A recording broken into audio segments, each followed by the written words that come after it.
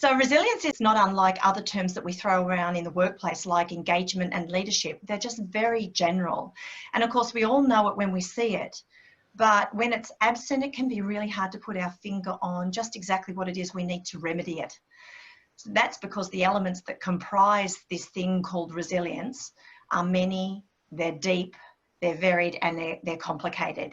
And so I love that everybody said, yeah, I'm really resilient.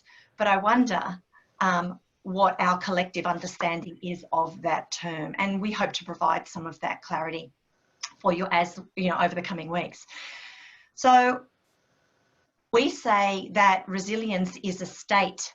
It's not a trait. Now we say it because that's what the evidence shows. It's a state, not a trait. But resilience is situational. It is dependent on the people who are around you. And we're not talking about just big things, how I cope in big moments. It's much more than that. And if I can give an example. Yeah. So have you ever been to a job interview, or you've been interviewing, and a question might come up is, you know, tell us about how resilient you are. How, you know, what's your level of resilience? You go, I'm totally resilient. You know, I bounce back.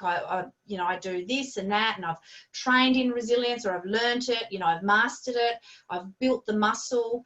And I can give you some examples of where I've been able to bounce back.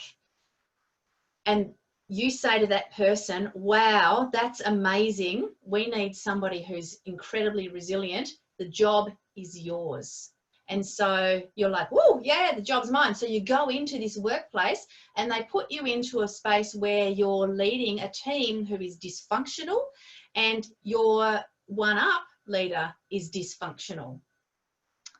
So you can put any resilient person into that kind of environment, and that doesn't mean that they're going to be resilient. Yeah. And I have had that happen a few years ago, where it's like, yeah, I bounce back, I'm optimistic, I'm enthusiastic, and then suddenly I was in this environment that I wasn't coping very well with, that I thought, because of my optimism, I can change that and look for triggered changes. In the end, I left because I felt like my resilience was so low at that time. So that's where we're saying it's a state, not a trait.